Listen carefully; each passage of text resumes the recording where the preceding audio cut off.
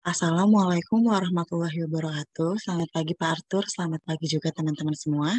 Perkenalkan, saya Ulan Purnamasari dengan nomor induk mahasiswa 15036-258 dari sesi 2 Pendidikan Teknik Bangunan. Pada kesempatan kali ini, saya akan menjelaskan mengenai sintaks pembelajaran dalam materi gambar teknik dengan kompetensi dasar menerapkan konsep dan aturan jenis-jenis garis pada gambar teknik. Gambar teknik menjadi salah satu kompetensi yang harus dikuasai oleh seluruh siswa SMK, terutama di bidang teknik bangunan. Menggambar dengan cara digital memerlukan sebuah program aplikasi yang berupa perangkat lunak. Nah, teknologi di bidang gambar ini memiliki fungsi sebagai media penyimpanan informasi yang sangat komunikatif. Untuk itu, mata pembelajaran ini mengajarkan siswa untuk yang pertama ada memahami jenis-jenis dan fungsi peralatannya. Yang kedua, siswa juga dapat menerapkan prosedur penggunaan peralatan menggambar teknik. Yang ketiga, siswa dapat menerapkan konsep dan aturan jenis-jenis gambar garis pada gambar teknik, prosedur menggambar huruf, angka, dan etiket pada gambar teknik. Yang keempat, siswa dapat menerapkan prosedur gambar bentuk-bentuk bidang dari mulai proyeksi ortogonal 2D sampai proyeksi vektorial 3D. Kali gambar potongan dan aturan penggambarannya. Yang keenam, siswa dapat menerapkan aturan tanda pemotongan dan letak hasil gambar potongannya. Yang ketujuh, siswa dapat menerapkan aturan simbol, notasi, dan dimensi pada gambar teknik. Dan selanjutnya, siswa akan mengevaluasi nih penggambaran simbol, notasi, dan dimensinya. Menurut Dimyati dan Mujino tahun 2009, beliau mengatakan bahwa hasil belajar berupa kapabilitas. Setelah belajar, orang memiliki keterampilan, pengetahuan, sikap, dan nilai. Sedangkan menurut Nana Sujana pada tahun 2005, beliau mengatakan bahwa hasil belajar yang dicapai oleh siswa itu dipengaruhi oleh dua faktor utama, yaitu faktor dari dalam diri siswa itu sendiri, sedangkan faktor yang datang dari luar diri siswa yaitu adalah faktor lingkungan belajar. Nah, lingkungan belajar ini yang paling dominan mempengaruhi hasil belajar siswa di sekolah, yaitu adalah kualitas pembelajaran. Nah, upaya apa saja sih yang bisa kita lakukan sebagai tenaga pendidik? Sedangkan upaya yang akan ditempuh untuk meningkatkan kualitas atau hasil belajar siswa dalam mata diklat teknik digital, yaitu menerapkan model pembelajaran berbasis PBL. Sayangnya, implementasi PBL ini masih menimbulkan permasalahan apabila guru itu belum mampu menerapkan metode ini dengan secara optimal dan juga dengan benar. Berikut ini adalah sintaks model pembelajaran problem-based learning. Yang pertama ada tahapan atau langkah kerjanya. Langkah kerja yang pertama ini ada mengorientasi siswa pada masalah. Di sini kegiatan pembelajaran guru ini, guru dapat menginformasikan tujuan-tujuan pembelajaran, mendeskripsikan konsep serta aturan yang berlaku pada gambar teknik, sekaligus juga menyampaikan masalah yang akan dipecahkan secara berkelompok. Nah, siswa di tahapan ini dapat melihat video tutorial yang diberikan serta dapat mengamati, memahami, sekaligus juga dapat mengikuti beberapa contoh video tutorial menggambar teknik sesuai dengan konsep dan aturan yang berlaku. Tahapan yang kedua ada mengorganisasikan siswa untuk belajar. Di sini guru berperan untuk membantu siswa menentukan dan mengatur tugas-tugas belajar yang mana nantinya akan berhubungan dengan masalah yang muncul. Yang kedua juga guru dapat memastikan setiap anggota kelompoknya ini memahami tugasnya masing-masing. Sedangkan siswa dapat melakukan diskusi kelompok untuk pembagian tugas pembuatan desain bangunan yang sesuai dengan peraturan kriteria desain dengan tepat. Dan yang tahapan ketiga ada membantu penyelidikan mandiri dan kelompok, di mana guru dapat membantu keterlibatan peserta didik dalam pengumpulan data atau bahan selama proses penyelidikan atau selama proses pembelajaran berlangsung nih. Nah, sedangkan siswanya ini nanti akan mencari informasi sebanyak-banyaknya mengenai bagaimana sih cara menggambar sesuai dengan kriteria desain serta peraturan apa saja yang berlaku untuk bahan diskusi kelompoknya.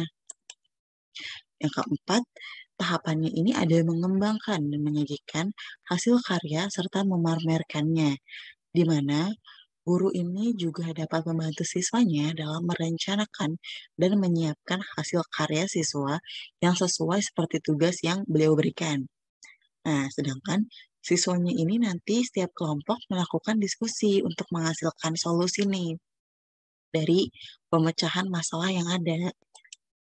Nah, untuk yang terakhir, ini ada menganalisis dan juga mengevaluasi proses pemecahan masalah, di mana guru dapat membimbing presentasi dan juga mendorong kelompok memberikan penghargaan serta masukan kepada kelompok lain. Guru juga bersama dengan peserta didik dapat menyimpulkan materi yang dibawakan oleh setiap anak yang dapat melakukan presentasi. Sedangkan siswanya nanti akan mempresentasikan hasil gambar desain kelompok yang telah diamati dari video tutorial menggambar teknik. Kelompok lain nantinya akan memberikan apresiasi tentunya. Selanjutnya juga siswa dapat merangkum sesuai dengan masukan yang diperoleh dari kelompok lain. Menurut Al-Tabani pada tahun 2014-98, peserta didik dapat merasakan manfaat pembelajaran, sebab masalah yang diselesaikannya ini secara langsung dikaitkan dengan kehidupan nyata. Nah, hal ini dapat meningkatkan motivasi dan ketertarikan peserta didik terhadap bahan yang dia pelajari.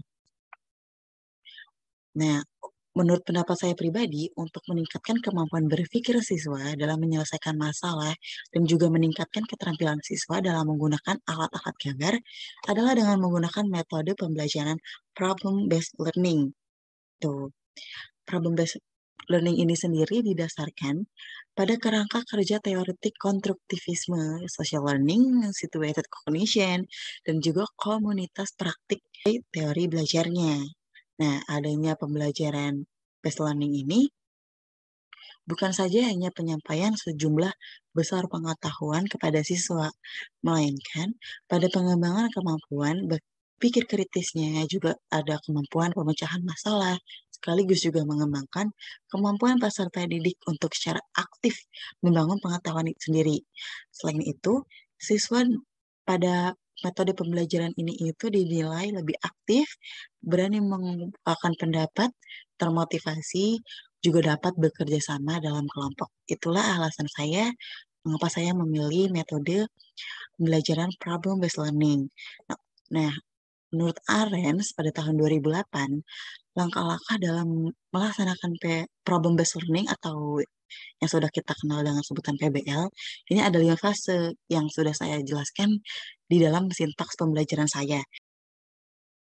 Selanjutnya ada bukti konkret yaitu TGBA dan TGBB. Nah, sebelum dilakukannya penelitian, para peneliti ini memerlukan nilai kemampuan awal siswa untuk menunjukkan nih bahwa antara kelas A dan B ini memiliki kemampuan yang sama dalam belajar. Nah, kemampuan ini diambil pada nilai ujian tengah semesternya. Nah, dari dua kelas ini. Yang pertama ada kelas eksperimen atau 10 TGBA, dan yang kedua ada kelas kontrol 10 TGBB.